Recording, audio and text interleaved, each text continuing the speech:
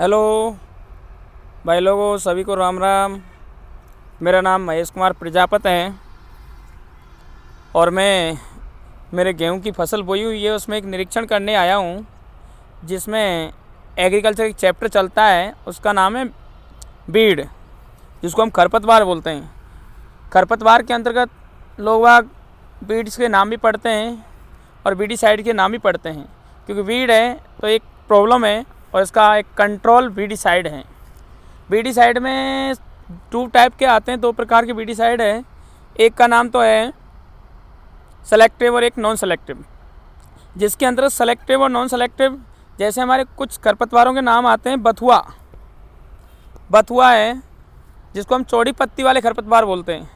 तो इनको नष्ट करने के लिए सेलेक्टिव हर्बिसाइड का उपयोग करते हैं, जिसको हम बथुआ के लिए सेलेक्टिव हर्बिसाइड का उपयोग किया। उसका नाम है 2,4-D और 2,4-D का पूरा नाम होता है 2,4-डाइक्लोरोफिनॉक्सी एसिटिक एसिड। इस 2,4-D का हमने प्रयोग गेहूं की फसल में किया। जितनी भी चौड़ी पत्ती वाले खरपतवार है उसको नष्ट कर दिया।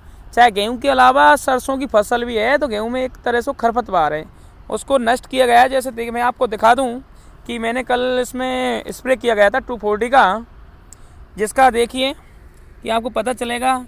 सब पौधे बथुआ के कोमल चुके हैं, आपको स्पेस में क्लियर दिखाई दे रहा है। ये पौधे देखो, ये मरे हुए झुलसे हुए दिखाई दे गए हैं, क्योंकि बिल्कुल क्लियर दिखाई दे रहा है। गेहूं के अंतर्गत बथुआ का पौधा पूरा झुलस गया है और नीचे गर्दन हो चुकी है। तो ये हमारा असर होता है सेलेक्टिव हर्बिसाइड का। वास्तव में सेलेक्टिव हर्बिसाइड एक बहुत अच्छा काम करता है, लेकिन इस पर इफेक्ट भी होता है, और इफेक्ट इतना होता है कि लोग बाग गेहूं का सेवन करते हैं ऐसे सेलेक्टिव हर्बिसाइडों के, कीटनाशी वाले जो कीटग्रस्त कह सकते हैं, कीटनाशी दवाओं के किए हुए फसल में, उससे हमको निम्न बीमारियां उत्पन्न होती हैं। और मैंने इतना बड़ा खेत है, करीब हमारे खेत ज़्यादा तो नहीं होगा लेकिन 2.5-3 बीघा खेत है, जिसमें सेलेक्टिव हर्बिसाइड का प्रयोग किया था, और जिसमें पूरा बथुआ और सरसों ख़त्म हो गया है। बथुआ को हम वैसे बॉटनिकल नेम चिनोपोडियम एल्बम बोलते हैं, और सरसों को ब्रेसिका जुन्सिया बोलते हैं। इंग्लिश में इसको मस्टर्ड बोलते हैं।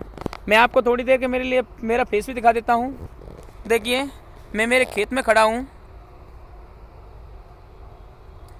तो आपको मैं दिख रहा हूँ एनी गाइज, क्योंकि मैं इस चीज़ के बारे में आपको ये बता रहा हूँ कि फसल में अपन लोग और चीज़ हम जैसे खरपतवार को हम नष्ट करना था, तो क्या है कि खरपतवार नष्ट करने के लिए आदमी बहुत लगाए जाते थे, और आदमियों में हमको लॉस होता कि नराई गुड़ाई करने से, लेकिन बेनिफिट तो है, लेकिन आर्थिक स्थिति पर हानियाँ हो जाती हैं। और क्योंकि ये हमारे सिर्फ ज़्यादा तो नहीं, 2.5 बीघा के लिए एक 500 ml की 2,4-D आई थी, और उसका हमने गोल तैयार किया था। क्योंकि एक टंकी में पानी, जो हमको नैपसेक स्प्रे बोलते हैं, उसमें पानी 15 लीटर या 16 लीटर की आती है, जिसमें जो हम डालते हैं 2,4-D का गोल सॉल्यूशन, वो सिर्फ हम डालते हैं उसमें 400 या 500 ml। 500 ml को सिर्फ हमने एक सॉल्यूशन तैयार किया, जिसको हमने 15 लीटर की स्प्रे, जिसको नैपसेक एयर बोलते हैं, उसमें उसे डाला। तो वो एक हमारा सेलेक्टिव हर्बिसाइड ने पूरी हमारे वीट के अंतर्गत जितनी भी वीडीसाइड था उसे कंप्लीट नष्ट कर दिया है। पूरे खेत के अंतर्गत मैं निरीक्षण, कल मैं इसमें स्प्रे करके गया था और आज मैंने इसका वास्तव में वो देखा रिजल्ट। तो क्लियर पूरे सेलेक्टिव जो भी हर्बिसाइड हो ख़त्म कर दिए पूरे खेत में। आपको दिखाई दे रहा होगा स्पष्ट में, दूर दूर से देखिए, ये मुरझाए हुए सी सरसों सी पतुआ पूरा मुरझाया हुआ दिखाई दे रहा है पूरे खेत के अंतर्गत। क्योंकि वास्तव में सेलेक्टिव हर्बिसाइड ऐसा है जो पूरी सिलेक्शन करके एक एक बीड को नष्ट कर देता है। बीड का मतलब होता है खरपतवार।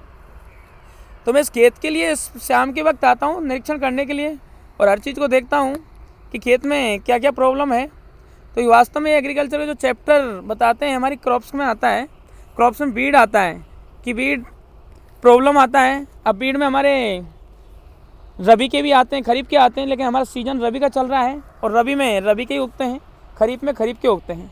इस तरीके ये बीडों को नष्ट करने के लिए हम सेलेक्टिव, नॉन सेलेक्टिव में हमारे बहुत सारे ऐसे हैं बीड जो नैरो लीफ के लिए और ब्रॉड लीफ के लिए अलग अलग बीडीसाइड का उपयोग करते हैं। नैरो लीफ के तो आजकल आइसोप्रोट्यूरॉन है, 2,4-5-T है, और 2,4-5-T का अर्थ होता है 2,4 trichlorophenoxy acetic acid 2,4,5 trichlorophenoxy acetic acid. और 2,4-डी का आपको पहले भी नाम बता चुका हूँ, लेकिन बाद में बता रहा हूँ, 2,4-डाई क्लोरोफेनॉक्सी एसिटिक एसिड। इस 2,4-डी का ये पूरा नाम है।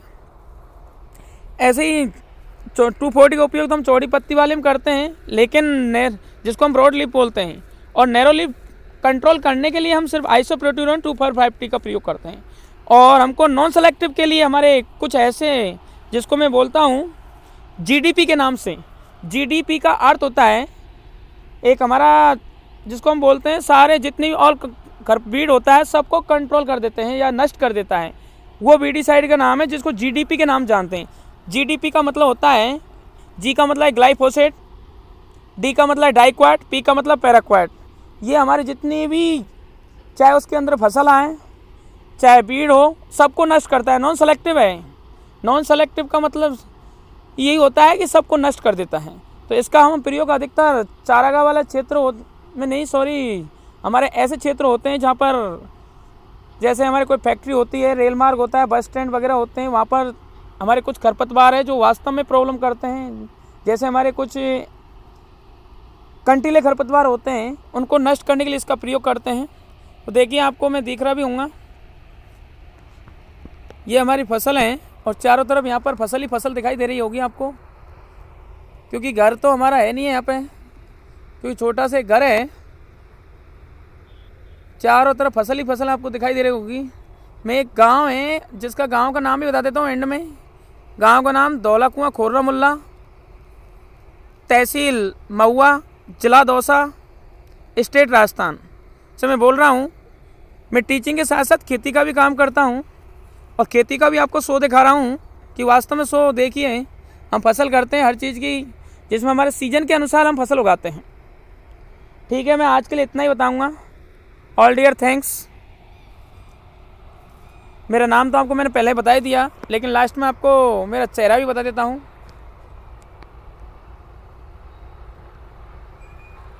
Thank you.